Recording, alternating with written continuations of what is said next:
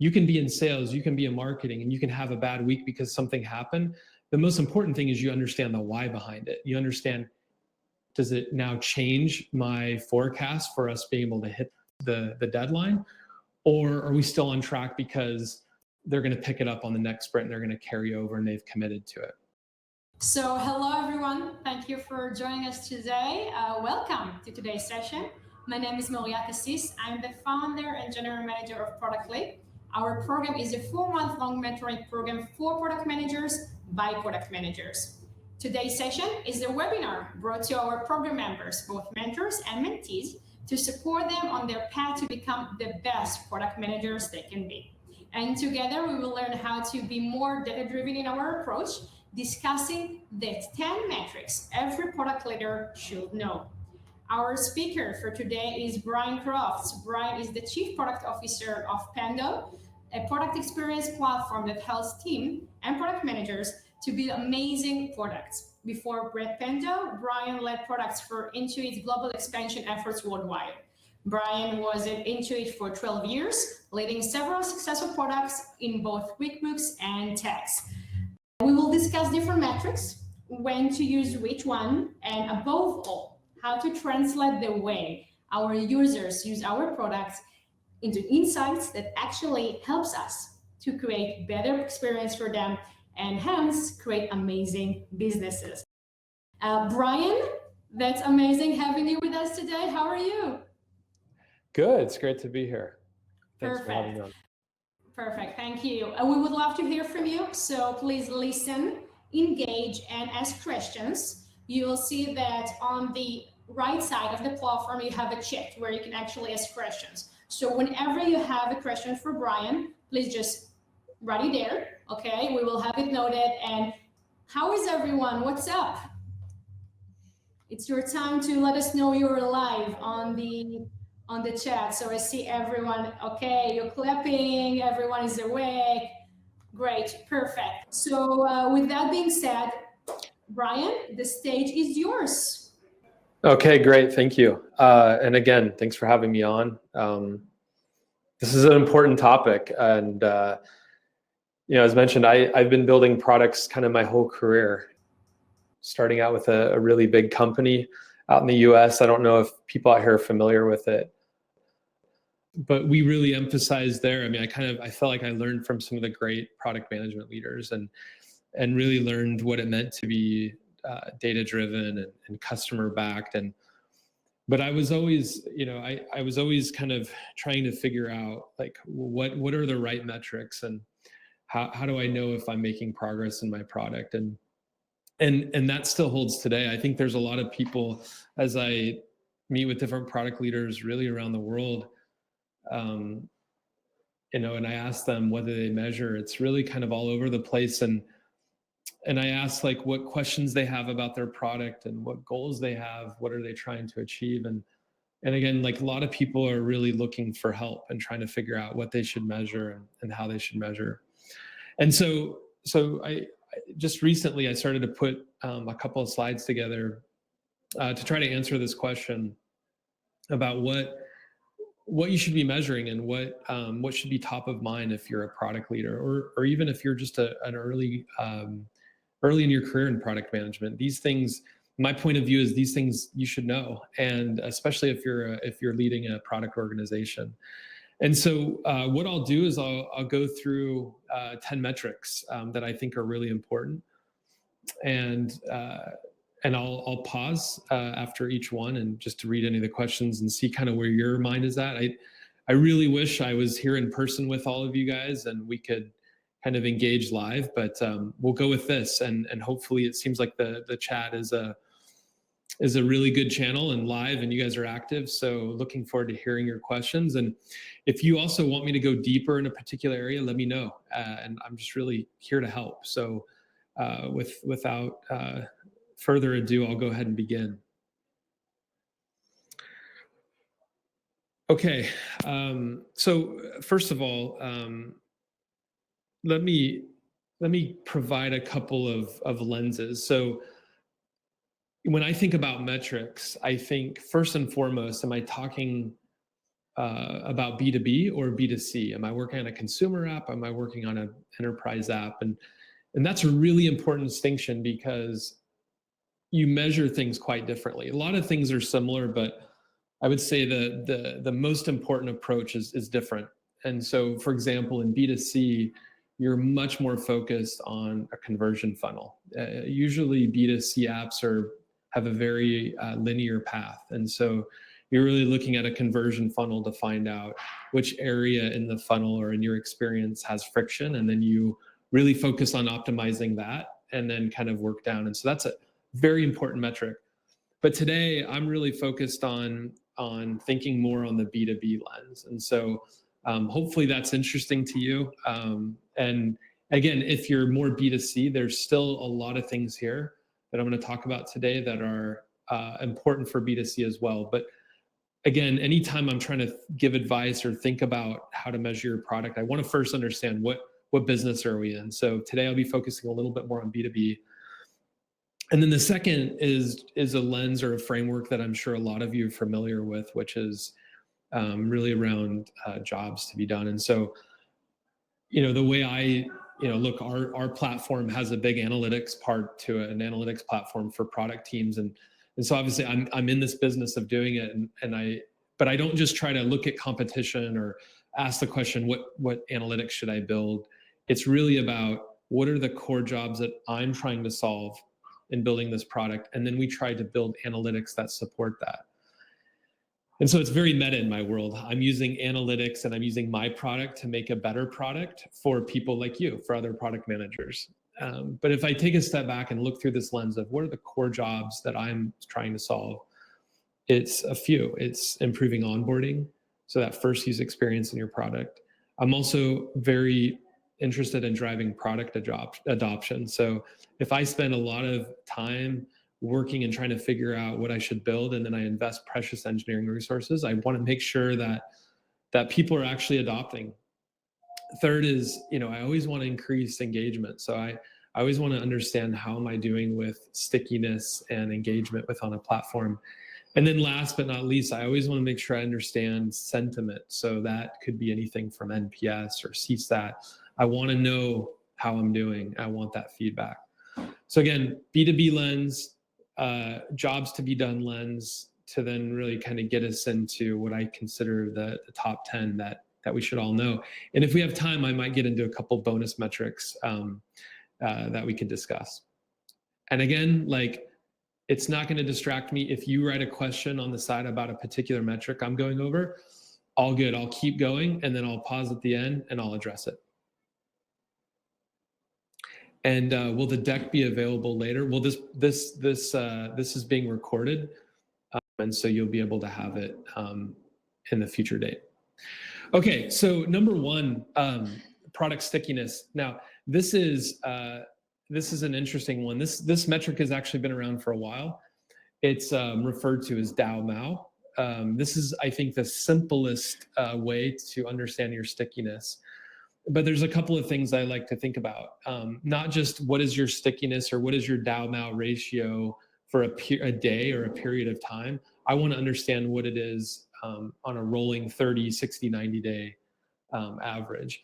And so what is DAU/MAU? DAU/MAU is the ratio of daily active users divided by monthly active users. And that then creates a ratio that gives you what we refer to as your DAU/MAU. So then it's like, well, how do I know if my DAU/MAU is good? Well, this is where it gets a little tricky, but I know for, really good B2B apps where you're going there to do your core job, you want it to be anywhere between 30 and 50%. And so if you're 23, again, this is just examples. If you're 23, this is then you as your team saying, I think our product could be stickier. I think we could drive more engagement. So what can we do as a team to see our DAU/MAU go up? And so again, very simple metric here, daily active use divided by monthly active use. Investors ask for DAU/MAU. It's just a really quick aggregated number that allows us to understand some level of stickiness in your product. So I'm gonna hit this one quick because I think it's pretty straightforward, but you should know it. should know what your DAO MAU is. Let's go over to the questions.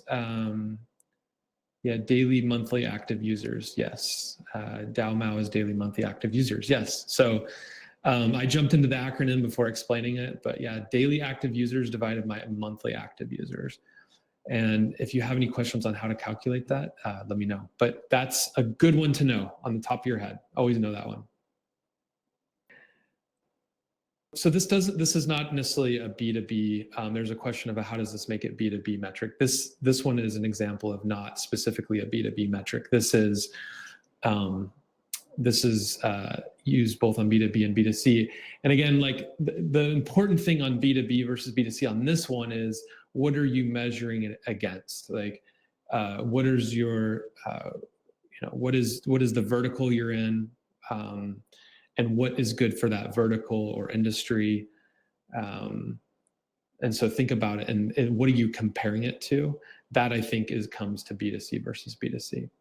Is it measured on a daily basis or monthly with average DAO? So I look at this, this is not something that you can, on B2B, it's not something that you want to look at every day. I don't think you actually can impact it on a daily basis. Can you impact this number? Absolutely.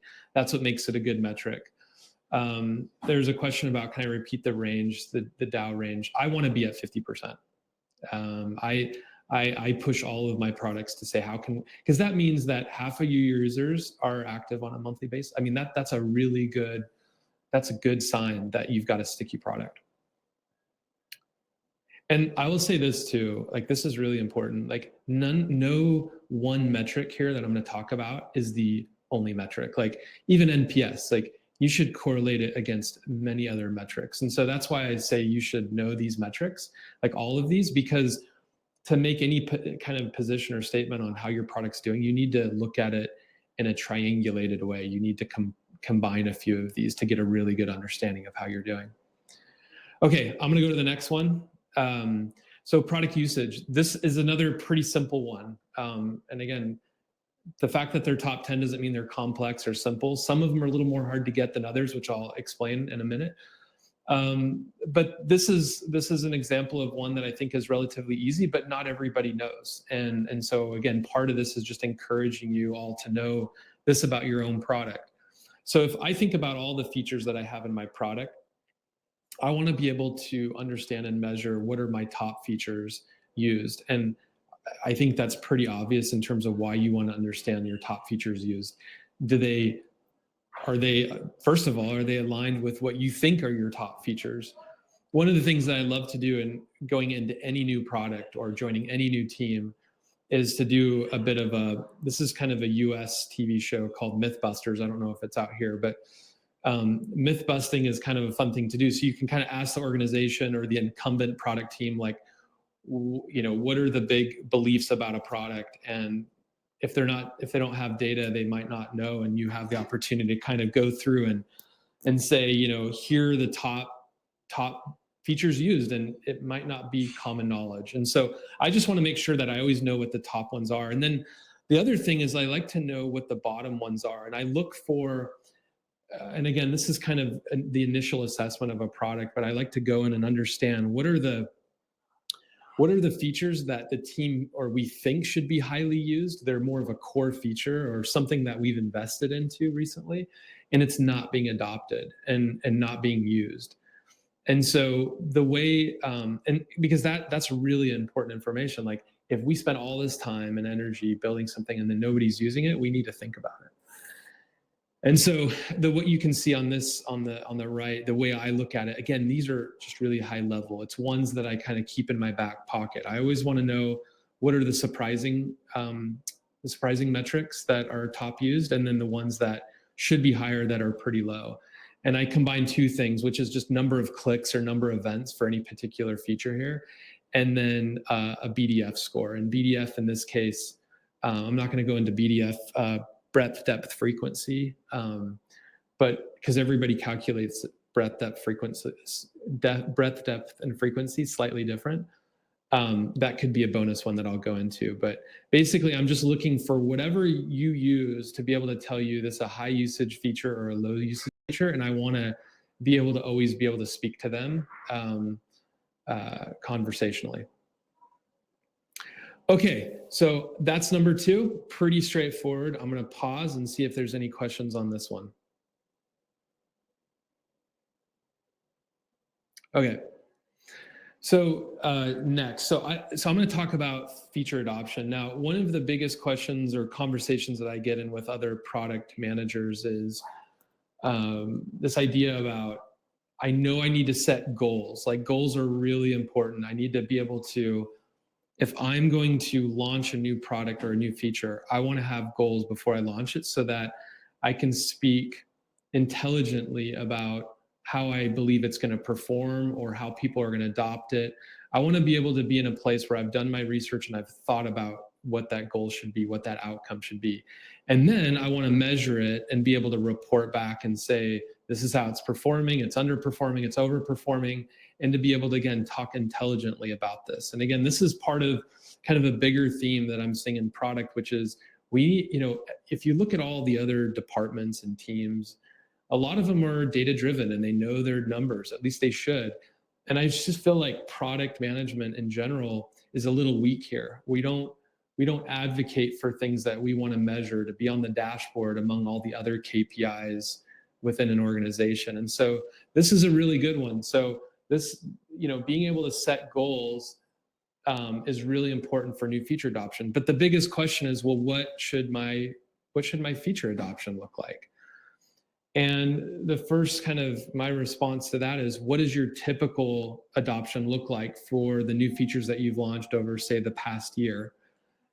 So for my product, I know, for example, that every time we do called a tier 1 feature release, and tier 1 for me is where we use all of our marketing channels and we let everybody know, whether it's a blog, whether it's a press release, whether it's some other marketing initiative, to let people know, or in-product discovery, in-product campaigns, to let people know about this new feature.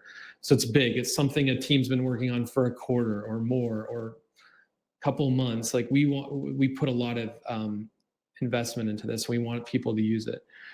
So what I do is I go look at what I've done historically. So for us, if we do a tier 1 feature release, we see anywhere from 45 to 50% adoption. Now, where B2B comes in is, I don't want to know what the total user adoption is divided by my total user base. I want to know what's the percent adoption at the account level. And so for those of you that are in B2C and not B2B, it's really important that we measure both the user level and the account level. And so the account level would be, let's say a company buys my software. And so I want to know, as a company, how are they adopting the new features? And the reason why that's important, or the distinction there, is because within a company, you're going to have different users have different roles within the product. And so you might be launching a feature that only certain users with certain roles adopt. And that's good. That's what you wanted. And so I like to set goals with new feature launches at the account level. Again, if you're B2C, I would focus on user level. For me, I focus on account level. And if I know that, and you can kind of see in this graph, again, this is kind of make believe here, but if you see that I have an initial adoption of like 50 to 45%, and then see a 10% drop off, and then you see that sustaining over time, I know then that my feature adoption is going to hopefully follow that similar pattern. And so that's my goal. Like, I take a similar pattern and then just make that my goal. And then I talk about it intelligently again with the organization to say, look, a typical feature adoption for our products looks like this. We're going to try to beat it at this. And then you go for it and start to measure it. And again, I think this is super powerful. It really demonstrates to the business and to the rest of the team that you know what you're doing. You understand the dynamics of feature adoption within your product. Maybe you understand best practice or best in class adoption for other products within your industry or outside your industry. So maybe you're using that as a benchmark. But at least you should be able to talk about what your typical adoption looks like so that you can try to beat that or just give some context to what you're measuring. So that's really important. Set goals based on typical adoption, whether it's your own adoption or industry adoption, and go from there. Okay, so let me go to the questions. There's one here. It says, what do you think about releasing features without putting the same emphasis on the onboarding? So I think, so the way I think about it is, so a couple of things. Number one is like tier 1, tier 2, tier 3. There are things that we release that might be new features that are small, or it's not something that we're going to do a big blog post about or do a big marketing motion around it. And so there's maybe not a same type of emphasis on onboarding or discovery. And then again, then it goes all the way up to a tier 1 that feels like I need to hit every channel. And then of course, it's just relative to the investment. So if I've made a major investment, I want to make sure I take the time to onboard. So hopefully I'm understanding that question correctly, but I kind of match the level of investment with the type of onboarding. So one of the questions, what's tier 1 for me? Tier 1 is anything that I'm working on something for like a quarter. If I'm working on something for a quarter, which means you take an experience or feature team, whatever you call them, a scrum team, and they're working on something for 2 or 3 months. I think that for us, that's at least substantial enough to do a tier 1 release and have it tied to some big marketing motion, whether it's an announcement at a conference or a press release or whatever. So again, if it's multi-quarter, then it's definitely tier 1. If it's a quarter, definitely tier 1. Second tier, it's debatable. I think for me, it's really working with your marketing partners and obviously knowing your customers to understand what tier 1 means for you. There's another question, what's the y-axis of this metric? So it's just percent. And so you have the percent adoption that I'm talking about, percent adoption of the accounts over time. So so you've got the y and x axis, time, and then adoption. And let's see, and do you always create a new onboarding for tier 1 feature? Yes. Always try to create in-app. And this is where part of our platform comes in, is not only can we do analytics, but you can also create an onboarding for, whether it's discovery and announcement of the new feature, from then going from there to then taking somebody step by step to guide them through what the new feature looks like. And it's a combination of actually showing people how to do things, how to use the new feature, but also maybe some additional training or some additional context on the website or whatever your knowledge-based system is. Another question, how do you measure the business impact of a new feature? That's a great question. The reason why it's a great question is because I think so let me go off a little bit, because I think this is really important, which is the way I see product management, the way it's trending, is that the business is looking to us, given more and more organizations are product driven and product led, to understand what we do, or to be able to correlate what we do and the business impact that it has. So how do I measure the business impact? There's a couple of ways. I think number one is, if I'm doing a new feature launch that's in response to a gap that we have in the market that comes to me through sales channels, like we're winning or we're losing because we don't have this feature, we're losing because we don't have this feature. And then we kind of look at that vis-a-vis other options that we have to build, and we decide to build that. That then brings on X amount of revenue because we are able to build that feature. So I think that's one thing is, as you're looking at all those features, being able to assign a particular revenue number to it, I think is super helpful. And then second is, anytime we're showing stickiness inside a product, so engagement, stickiness, adoption, you're looking at a healthier account, somebody that is using your product. And of course, the more they use it, again, this is more typical in B2B, but the they use it, the more value they're getting out of it, and therefore the more likelihood they are to renew or expand, meaning add more services or add more products to what they currently do to increase their spend. And so one is more direct, there's nothing that's super correlated, like one-to-one, but obviously if we have a product where people are engaged and if we're building features that generate more revenue, we're going to be able to tie business impact. But I think at least where we are trending more and more in Pendo, like we want to close that gap. We want to be able to help product managers articulate the things that they're doing are driving X type of business impact. I think that's cool. I think talking about revenue, talking about business impacts, retention is all very important and is, I would say, is something that's really cool to be part of right now in product. Okay, moving on to 4. So again, staying in this realm of feature adoption and engagement and stickiness, again, going back to my previous comment, I want to look at these 4 metrics that I've talked about all in concert of each other. So I want to look at what adoption is, but I also want to understand not just adoption at the aggregate level.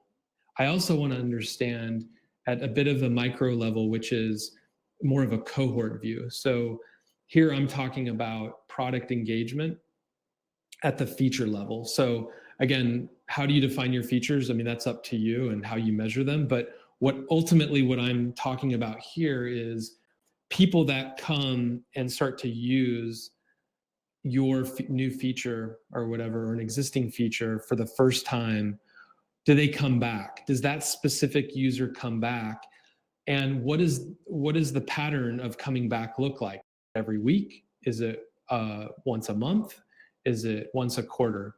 And when you start to see that, you can then ask yourselves, well, what are we trying to accomplish? Did we build a certain feature to drive daily active use, weekly active use, monthly active use? And then you can see, are the people coming back? Now, this view that I like allows me to kind of double click into that cohort of users that started using it that may have dropped off.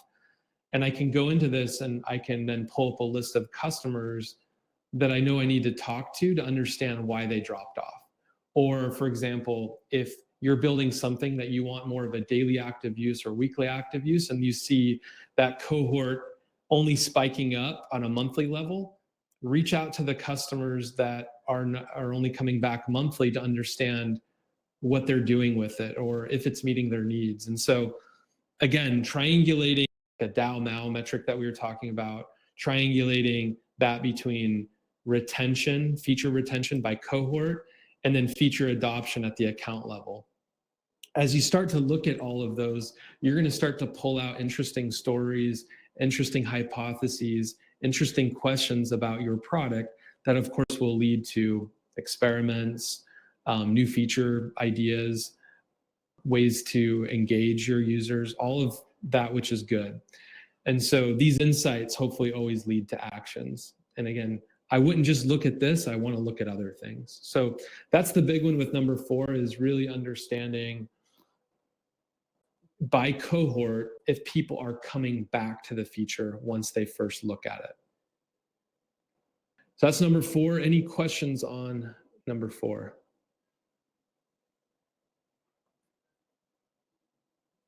Yeah, so the question is measuring coming back to that feature or generally coming back to the product or the group of customers that use this feature. So what this specifically right here and what I'm advocating that you measure is understanding with whatever you define as a feature or a group of features or however you measure things, however your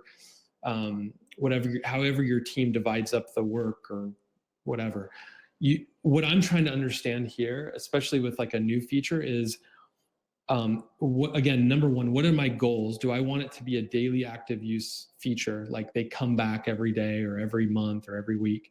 I first want to understand that, and then I want to see, are the people that first came there, which is a cohort of customers, are they coming back? Are they returning, and at what frequency? And again, if they're not coming back at the frequency that you hoped for, you want to dig in to understand why. So yes, it's about retention here, feature level retention is not, did they stop using the product completely, or are they still using it? It's about once they came to that feature, did they come back, and are they actively using it?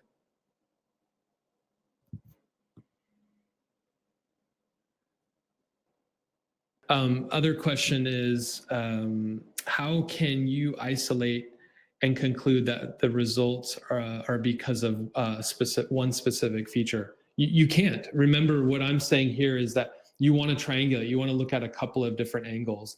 And again, the number one thing here that I'm trying to advocate for is look for an insight, look for a hypothesis, and then go talk to users. I mean, at the end of the day, we never want to be purely data driven. We want data to give us insights that lead us to acting on them, which could be a simple conversation with a customer, or asking them a little bit about the why behind why they're, what's the value that it's delivering, or why they would use it, or things like that. So all of this is supposed to just drive action, and it could just be a conversation. So again, when I look at analytics, I never conclude anything. With analytics, it turns into hypotheses, it turns into questions that I want to go learn more about. And even again, like if I have overwhelming support on a survey or talking with customers or whatever it is, I still want to look at then the data. I will still want to triangulate it some way. I still want to double up something so that I make sure that I'm both data driven and customer back, and using my own intuition from my own experience. And I think if you use the three there, I think you typically end up in a good spot. Okay, so number 5 is NPS. And so I wanted to break NPS into 2 areas. One is this idea of the account level NPS, which is relatively new. And then this idea of user level NPS, which is much more accepted or understood or practiced. So again, unique to B2B. So this is more for our B2B folks, but what I want to do with my NPS is I want to understand a couple of things. So this scatter plot here to the right tries to address this.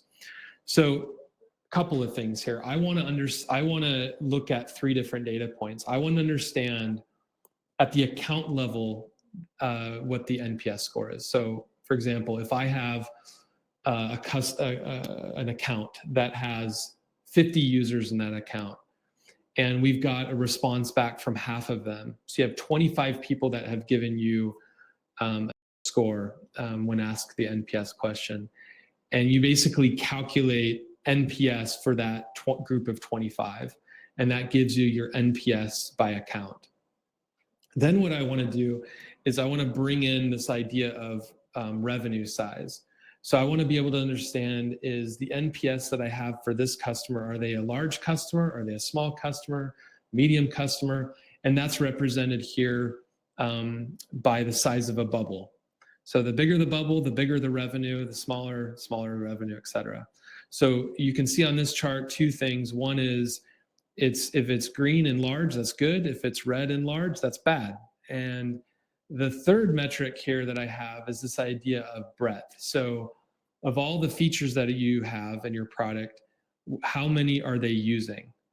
And so if you have 10 big features and they're only using one of those, you have a breadth of 10%. And so I want to take all 3 of those and I want to plot them out, and I want to say, is there any of these that are in trouble? For example, if I have a big red dot and they only have 1% usage or 10% usage of all the products or features that I have, I want to make sure that we're engaging and understanding a little bit of the why behind their struggles or issues with the product.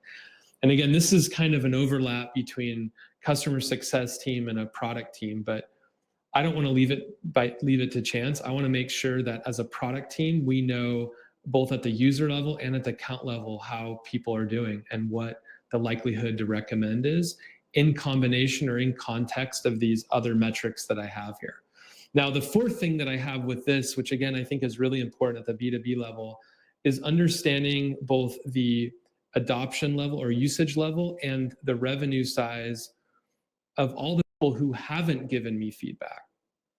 So in this example right here, and again, I'm not advocating this chart or anything, I'm just advocating the idea of, if you're in B2B, to know NPS at the account level. And this also is highlighting this idea that even if you're surveying and engaging with your accounts and users, there's still a big percentage of people that don't give you that feedback. And so in this case, I want to know all of the accounts, the big ones and the small ones, that are not giving me feedback through NPS, so I can think about with my team, what's a better way to hear from these customers, where the customers on the right are actively giving me feedback and giving me a score about their relative likelihood to recommend.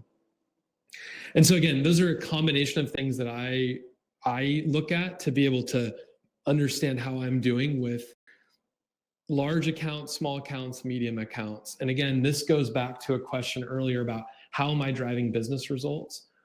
This is another way. Like, if I can intelligently talk about accounts that are at risk or accounts that are doing really well, and then at the product management level, being able to go in and say, I've had conversations with these accounts and these are the insights, these are the things that we need to do to make our product better, shows a really a high level of engagement, and in terms of product managers really trying to drive business outcomes, whether it be retention, happiness, satisfaction, NPS, all of that.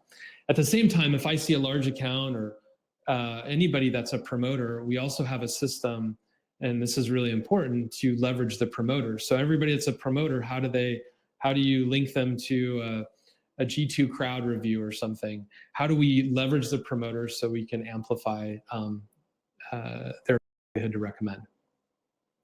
Okay, so 5A is NPS at the account level. 5B is NPS at the user level.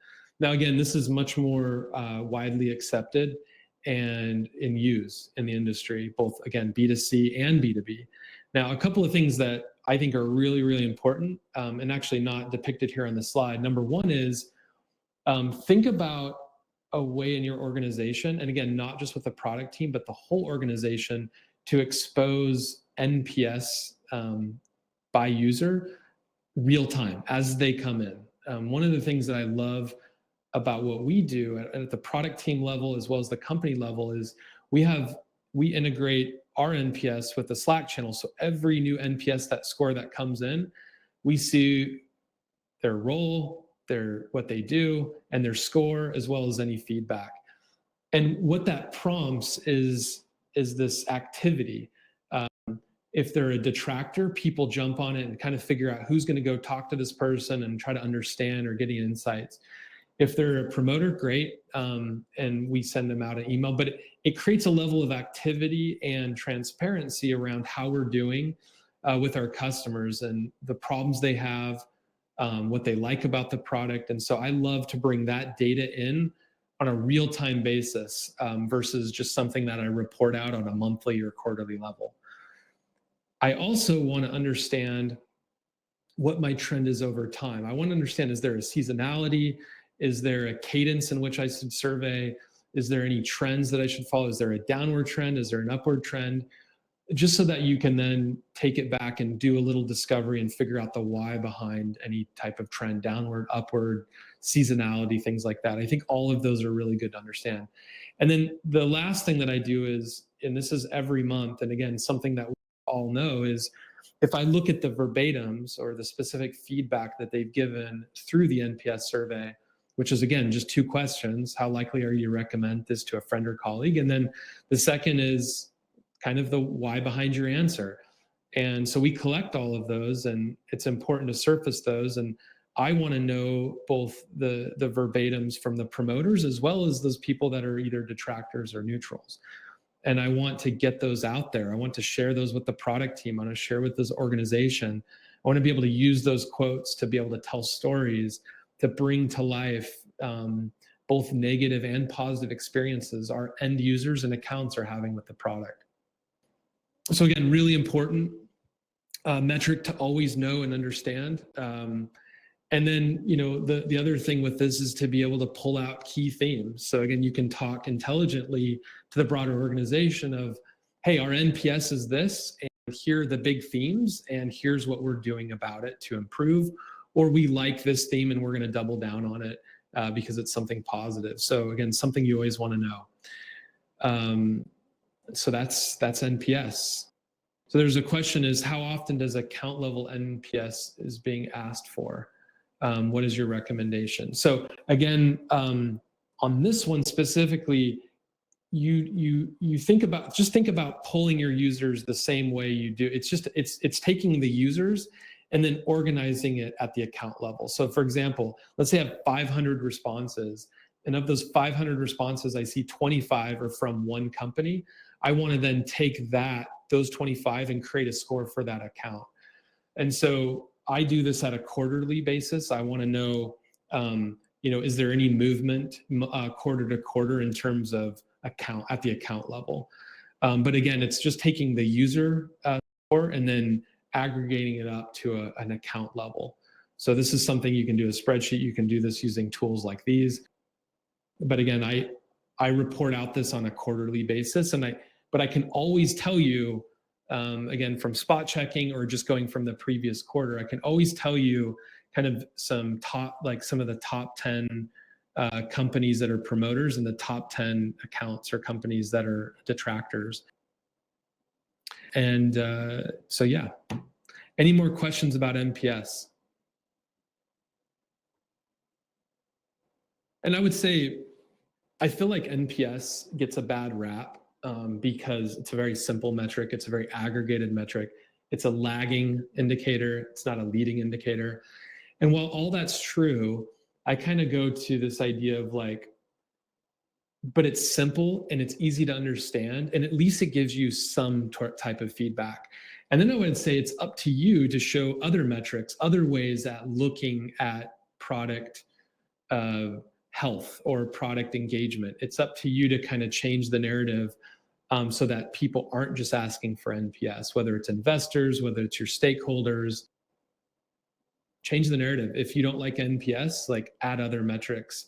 But I would say, it's a very pure question, which is, would you recommend it? How likely are you to recommend? And that's a very pure question to ask, and it's really important to know what the answer is.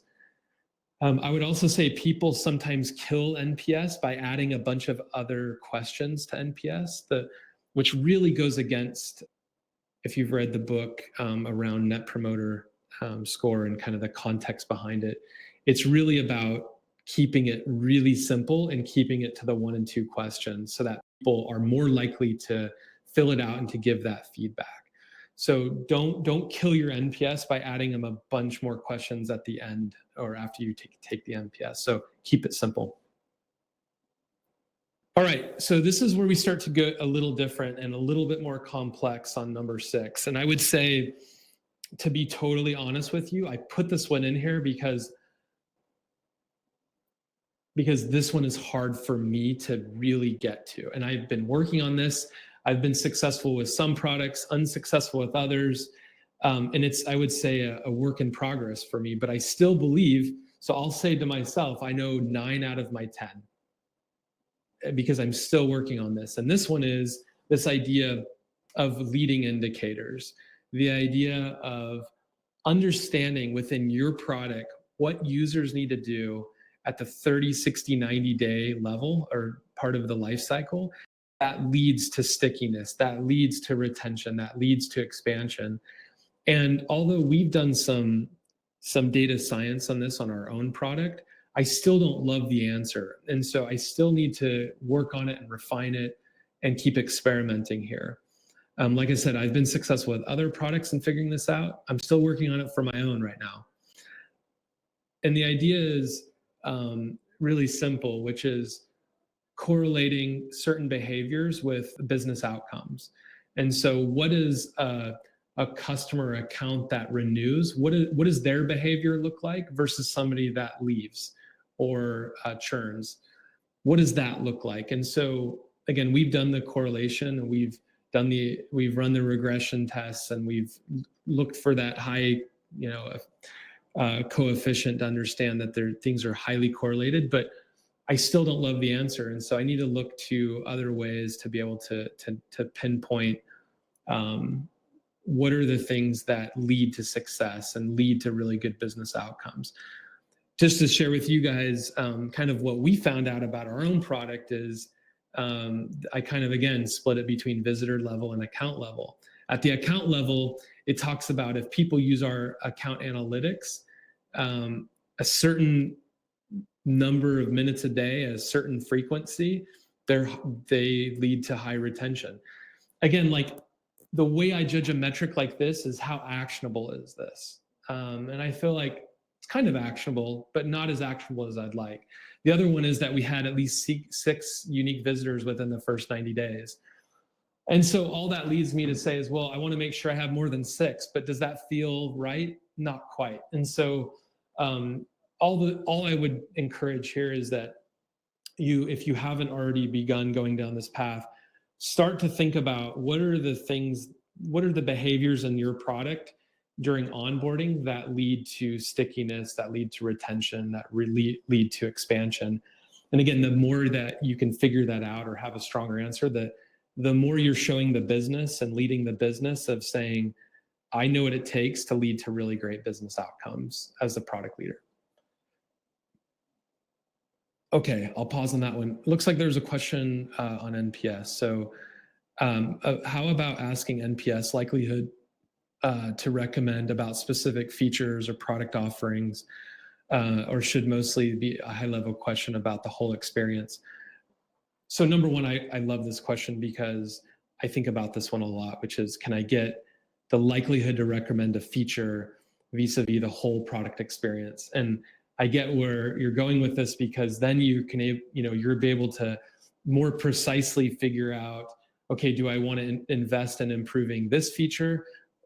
And if I invest in this feature, will it lead to a bigger NPS?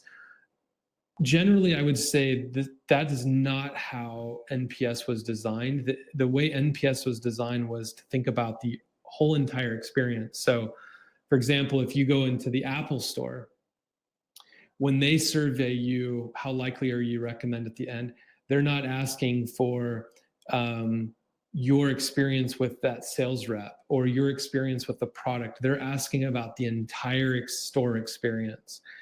And so I just like to think of it the same way, which is I try to keep it at that experience level, not a feature level. And so if you can think about what is your end-to-end experience and then survey on that, that is what I would recommend. Even though I do like this idea of doing it by feature, I just think you might not get the most purest results that will lead to bigger outcomes. With that said, I do believe in soliciting feedback on particular features. When if you're looking at retention and you're seeing that people come to the feature and then they drop off, you don't need an NPS score to tell you that you might not have solved that. And so again, use NPS, use the verbatims, go look at your retention cohort, see what that looks like at the feature level. Look at your initial feature adoption, what that looks like at the account level. And again, you'll start to then be able to build this thesis or hypothesis around what you can do to increase the adoption and stickiness. Correlation does not imply causation. How do you validate statistical insights from this metrics to make sure it's not a coincidence? Yeah, I mean, that's the battle, correlation versus causation. I think what I'm saying here is exactly what you're pointing out. I'm showing high correlation that if I have 6 unique visitors within the first 90 days, it'll lead to expansion or renewals. What I'm kind of looking at that going, that's correlation. I don't think that's causation. So what you just asked there is basically my diagnosis of where I'm at right now with this metric. For this particular product, which is I can talk about correlation. I can't talk about causation yet. In other words, I can't talk about leading indicators with confidence the way I want to yet. Again, for my particular product right now. And with others, I have been able to. Like I would know if you, for example, in some kind of platform experience, if I know if you upload a certain document, let's say, I know it's going to lead to conversion. Like I've seen it, I've seen the correlation, I've talked with customers, I understand the psychology of what it means to take that action or behave that way. And I know that it's a leading indicator for a good business outcome. It's not just correlation. So great question. Okay. On to number 7. Now, this is where we're going to start to skew away from product metrics and just overall metrics I believe you should know as a product leader. So number 7, again, it's not quite a metric, but I like to think of these as a stacked rank priorities. So in a way, it's a metric. So I might be cheating here, but I always want to understand and know what my top feature requests are. Now, as you guys all know, like those are evolving over time, and so they're not always staying the same. And so all I'm saying here is that I want to make sure that I always understand what those top feature requests are. And when I say top, I mean not just like the most asked for, although that's a big thing, that's a big part of it. I want to understand what are my prioritized, stacked rank top feature requests that have already gone through some kind of system or process or method for prioritization. So in other words, I kind of, outside of what's already on the roadmap, I always want to kind of know what's next. Again, part of this whole thing that I'm talking about here is how do we always have a certain intellectual integrity and ownership and sophistication about our product as product leaders. And so if anybody ever asks me, hey, what are the top feature requests? I should be able to talk about it, not only give them the top 3 or 4, but I should be able to talk about why they're the top 3, 4. Maybe it's one of the factors is it's highly asked for, but maybe the other is it's a relatively low effort or it's a really large business impact where maybe somebody's asking for something a lot, but we know it's not a large business impact or whatever. And so it's 2 things, understanding what people are asking for and then being able to process it through your methodology to understand what are the top feature requests that you've prioritized and you've stacked ranked. I think that one's pretty straightforward. Again, maybe not a metric, I might be cheating here, but I always just want to be able to speak intelligently about the roadmap and then above and beyond the roadmap, what are those top things that would be coming after the stuff that's already planned. The question is that a weighted count by customer size? Weighted count and customer size are factored into my methodology for how I prioritize. And so one of the things to measure business impact, right, is like how many people are requesting a feature. And again, it could be customers, it could be prospects feedback you're getting from sales. Absolutely a good thing to do in B2B is to weight, whether it's weighted by customer size or the number of customers requesting it. But again, I never want to have a methodology that's solely dictated by customers, and I'm sure you guys are all on the same page. But I want to be able to understand that as a factor into my prioritization, but I don't want it to be the sole determinant. I would also say, from product leader to product leader, as I've met different ones, like everybody has a slightly different methodology. I love to speak in terms of ARR or revenue associated with feature requests. Some people don't. For me, it's about how do I always tie back to the business value or the business outcomes that I'm trying to drive for. So the answer is yes. In my methodology, it absolutely is a factor. Okay, rolling right along to number 8. So number 8 is product delivery predictability. This is a big one. This is a hot topic for me, something I'm really passionate about, which is this idea that in order to have a really effective roadmap, you need to understand the predictability of output from your teams. And when I say that, I mean having a system, not just measuring velocity, but measuring what is a team, again, however you divide and build your teams. When a team looks at a sprint and they commit to a certain thing, what's the predictability that they accomplish what they said they're going to accomplish? Now, a couple of things here. Obviously, it's really important to understand if you're accurate in your ability to predict when you can deliver stuff. Because the better I can do that, the better I can build a roadmap that I can speak to confidence with all my stakeholders, so that I'm hitting dates on time. I'm delivering on time, just like a sales or marketing team would. I have goals and I'm hitting my goals on a timely basis, which again brings a lot of credibility to you and to the organization. Where it gets messy is when you're signing up for things on your roadmap and then it comes to the end and you're not able to hit. And then people start to get a little weird and start to get a little uncomfortable, where everybody else is driving towards certain outcomes and you're not able to hit your outcomes. And again, there's an art and science to this. But what I'm recommending here is, not only do you know, like for example, I know at the end of every sprint what the outcome was for every team for every sprint in terms of what they committed to and what they achieved. And what I do is every 2 weeks, because we're on a 2-week sprint, I have this report card that I share with my executive team, just like you would see a sales pipeline or any other revenue metrics, or qualified lead metric, whatever it is. I'm among the different departments, I'm bringing this to the table to represent product and engineering, which is, at the end of the day, are we achieving what we committed to do? And so the way I like to do this is have each of the teams and then the things that they're working on for the quarter, and then I'm tracking sprint by sprint how they performed versus what they said they were going to do.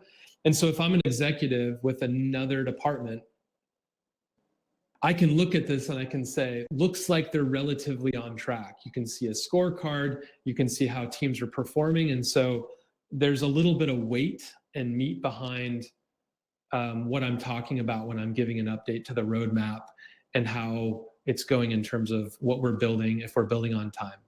So this doesn't answer the question, am I building the right thing? Do I have the right roadmap? This is answering the question, am I able to predict, am I measuring the results of each of the Scrum teams from a sprint to sprint basis? And one of the things that I think is really valuable here is, not only does the executive team know that I'm talking about how we're performing every 2 weeks from a product development standpoint, is the engineers and the product teams know that I'm doing it. And so there's a bit of a social accountability that's being created here when they know that I'm going to talk about how well they're performing and if they're hitting their commitments on time. And so again, it's always a controversial topic, because sometimes people that are not measured don't like to be measured all of a sudden, especially if it's red. But this brings out, I think, really good behavior and really good dialogues. Okay, so in terms of questions, what would you do if you commit to something, but reality changes, urgent things come up? It's a great question. So a couple of things can happen. One is I can commit to something and then something changes, or I can actually add more to each sprint. Like I can start going down the path. I start to go down the path and then I'm like, oh, we can do more, and then we add more to it. I always want to understand that, but what's more important is the predictability. And so if I'm way off on something and it's because something came in like urgent and I need to pivot away from the current feature, and then I'm red, well, guess what? That week or that sprint, when I go and talk about at the executive level, I can say, look, we're at 71%, and here's why. It's because when we signed up to do this, we didn't know about this, Sev1 bug that came in, or Sev0, and so we had to take it and hit our velocity, all that. Then you have a story. You're talking about what happened. Again, you can be in sales, you can be in marketing, and you can have a bad week because something happened. The most important thing is you understand the why behind it. You understand, does it now change my forecast for us being able to hit the deadline? Or are we still on track because they're going to pick it up on the next sprint and they're going to carry over and they've committed to it? So hopefully that answers the question. I just want to be able to explain the why behind things, and I can't do that if I'm not measuring it and if I'm not reporting out on it. And then I think 500% should be read as well. The goal to be close to 100%, which means you have predictability. Yes, that's very true. So what happened here? And again, I used something real here. I wasn't going to. The thing about the 500% that's asterisk has an asterisk to it. It was over the Christmas holidays, and so they only committed to like 3 story points, and they did 20 or 30. I don't know. And so that was just a fluke. The other thing is there was a team here, that same team that you're seeing 200%, which to a soft point is right on. You do not want, like, it's not predictable if you're doing 500%. You want to be around 100%. For this team though, what's interesting is they built their plan in terms of what they have historically done. And when they added it up, and again, this was during a transition. So again, my example here is a little messy, but they were transitioning from us committing to something before we understood velocity to then now we understand velocity and predictability and then building a plan around that. So this team, what they found themselves, I'm sure you guys have seen this, they found themselves in a situation where we had committed to the business that we would be done with a certain initiative by the end of the quarter. And when they did the math, they realized they would have to work weekends and nights to be able to accomplish this. And so that's why you're seeing 200% and all of that. And so again, all I want to be able to do is I want to be able to be accurate. So around 100%. And if I'm over that or under that, I want to be able to understand why and be able to explain that with the business so they understand and know that I'm running my business. I'm running the product organization and I understand what's going on, which is really, really important. Number 9 is I always want to understand the bugs reported versus solved. And so I look at a couple of things. Again, these are just examples that I just mocked up really quickly. Here on the left, you see a breakdown of the bugs. So I always want to understand if there is a feature out there that is having a more difficult time or is more buggy than others. I want to understand that. But I think more important is the graph on the right, which is kind of this idea of bugs created, bugs resolved or solved, and then what the net kind of new bugs. So again, I put an extreme example here of this idea that the net bugs are way higher, are just out of control here. And the team is never going to be able to catch up unless they pivot from whatever they're doing and solving the net bug issue. And so this is, again, another thing that all of these are metrics that I like to report out on, whether it's weekly, biweekly, monthly, quarterly. All of them have a different cadence because some of them don't change from week to week. This is one that I do report out on week to week. I want to understand from week to week, am I doing better with bugs or worse? Which is really important. You want to be able to speak articulately and intelligently about the health of your product. And here you're able to have good conversation with engineering about the quality of the code that you are releasing. Again, this one's pretty straightforward, but it does fall into the 10 of the 10 that you should know. You should be able to have a good articulation of how you're doing from a bug perspective.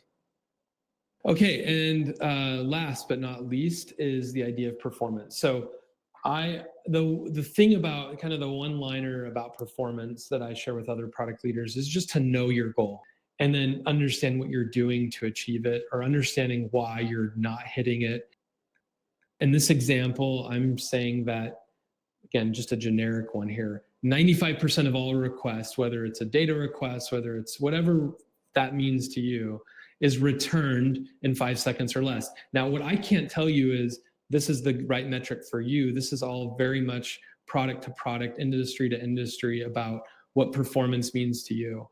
And so in this case, the goal is 95% of all requests are returned in 5 seconds. And then I want to measure that. And that's a key theme. All the things that I'm talking about is being able to have goals, have measures in place, whether they're perfect or not, and then to get them out there and to react to them. See if they're actionable, see if it drives the conversation, see if it's changing over time. And all of that will lead to action that will ultimately, I believe, drive to a better product. So with related to performance, talk with your engineering team, talk with your leadership. What is your goal? And measure it, and have reoccurring conversations with your engineering team about how you're performing. And in this case, where it looks like things are getting closer to 5% or over, in this case, it looks like it's time to talk as a product and engineering team about the initiatives and the levers that you have to be able to get less than 5 seconds or well below 5 seconds to really destroy this metric and beat it and feel good about performance. So again, this one's pretty straightforward, but if you kind of take a step back and look at the 10, to me, if I hear somebody talking about a combination of these 10, or if they know all these 10, and you're looking at a product leader that really is on top of their game and really understands a lot of the how their product is performing, the health, the engagement, how people are onboarding and how that leads to business outcomes, and even as much as predictability of your engineering or performance of your product. And so, hopefully that was helpful. I'll pause on this one now and really, as we have, good 10 minutes or so left, would just kind of open it up to really any questions related to metrics. And maybe we'll have chance to get into kind of a bonus round of a few that are on my mind that I'm exploring, that I think people should know more and more. Great. Here's a question, general question. If we have the time, how do you feel about transparency? How much you share with your clients? I don't share too much with my clients. I share everything with the business. If you're talking about performance, I think that's different, but I think all the other ones, none of them are ones that I necessarily want to share with my customers. What I want to share with my customers is, or not just share, but what I want to engage with my customers is the dialogue about it, how they're getting value from the product, right? Or any of that leads to the conversation. That's what I want to engage with the customer, not any of these metrics. Again, the metrics would lead to a conversation or lead to some kind of action or engagement, but I don't share, for example, my NPS or my adoption for any of the products. At the same time, I want to talk about performance with, for example, and actually our performance goals are stricter than what we have here in this example. But if I have a customer that's, experiencing less than that, I want to share with them my goal. So next question is, how much time a week am I spending collecting metrics to make all the reports used? Almost no time. So one of the things I'm sensitive about this is I don't want this to be a plug for Pendo and just, that tool. I want to kind of talk about the thinking behind all of this, but most of these are found in the tool that we're building and have built. And so I just go in and get it, frankly. There's a couple of things that I do outside of the product to be able to, again, do my analysis, triangulate, like whether it's feature requests, whether it's performance, whether it's team predictability. The team predictability is handled by engineering, and I kind of gather it and report out on it. So I don't really do much there. Performance is something that we just measure and have tools to do that. But I honestly don't spend too much time pulling it. What I do spend time is thinking about, like, what are the questions that I have at any given point in time. And it might be a derivative of me looking at some of these analytics that I've shown you guys, or it just might be from an NPS verbatim or feedback. And so I go on quite a journey every week or every month or every 2 weeks in terms of trying to understand how do I improve my product. Now, with that said, I have very specific KPIs that I'm trying to improve. For example, I want my daily active use number to go up. I always want it to go up, because what I know within my product, again, I don't know if that's true for everybody, but I know for my product, I want to make sure that I know that the more people spend in our product, the more value they're getting. Like that's just what I know within our product and talking with customers. And so that's a metric I want up. And so for me, what I'm always trying to do is take one of these metrics and I just want to go deep into it with a couple of customers, with a couple of accounts, and look at it at different angles so that I get new questions or new hypotheses that I can then go learn from. And I would say that's very much a monthly type thing. I don't want to say it's a daily, and I don't even know if it's a weekly, but on the monthly, I definitely in there trying to just cut things in different ways. Like, for example, I could take all of this data and I could segment it for a particular persona. Like maybe in my platform, I see both people from customer success using my tool and I see product managers using my tool. And so I just want to isolate to product managers and run this analysis again and see if there's anything different that pops up. Or to be honest, with NPS, I mostly look at it by persona, not an aggregate, because I am only building for one persona. And so that's the one I really care about. And that's the one I really want to report out on. So I don't spend a lot of time pulling the metrics we just talked about, but I do spend time maybe slicing and dicing and segmenting at a kind of a more granular level, just to challenge assumptions or just to look for something new that's surprising or something that looks different. Cool. Any other questions? Okay. In NPS, what is the minimal reply rate, which is statistically significant enough to relate to the NPS of a real measure, since many simply do not reply, and that impacts greatly the actual result versus what we got from the metric? Okay, great question. So basically here we're asking about statistical significance and how many people need to reply for us to feel good about it. Well, what we do is we always talk about NPS in some range. And so if I go back to, let's see, let me go back a couple of slides.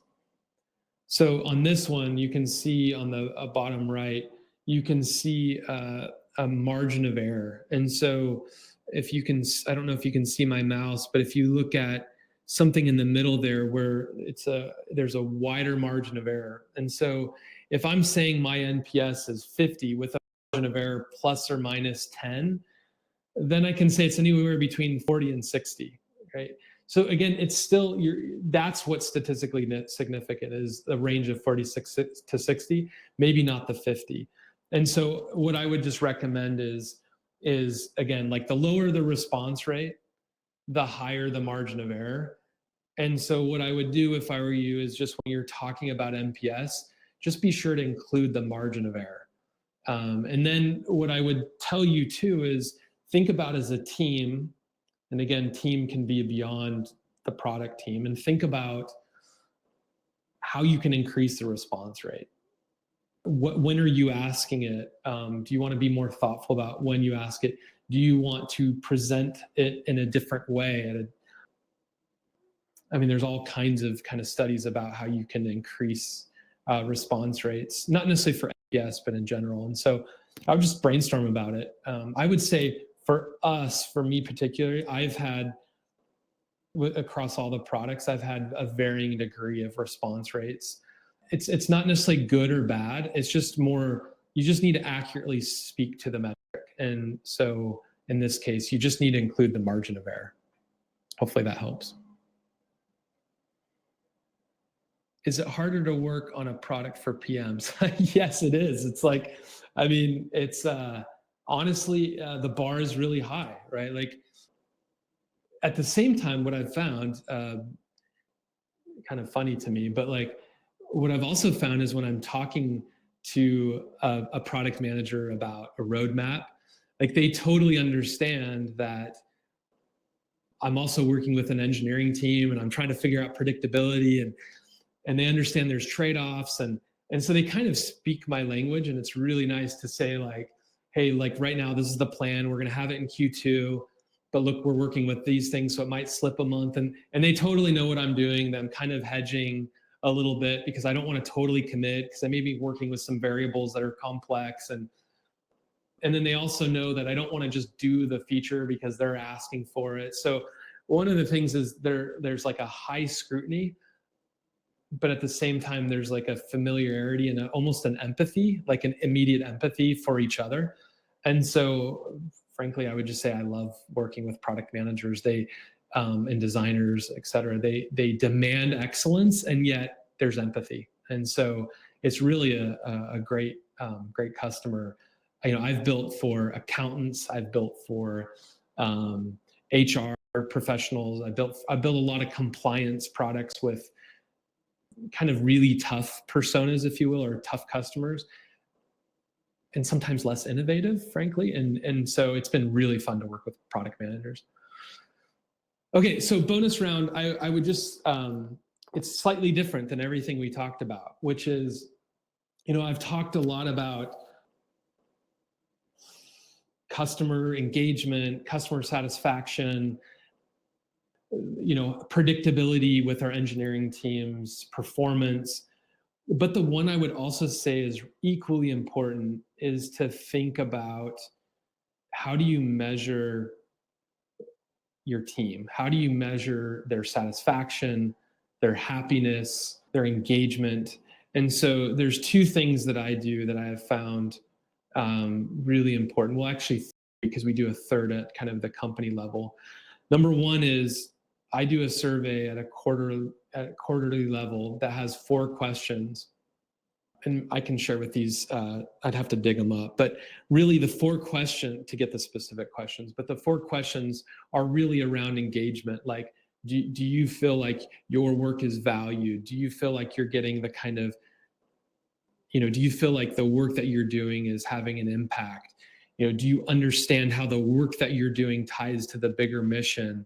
And just, are you excited about what you're building? And so it's kind of engagement questions. And that's more on the macro kind of quarterly level. And then what I do on a weekly level is we use a tool called 15.5. And it looks like this, 15.5.com, I think is the site. And what I have my team do is every week they kind of report down the things that they worked on, the priorities that are coming up the next week.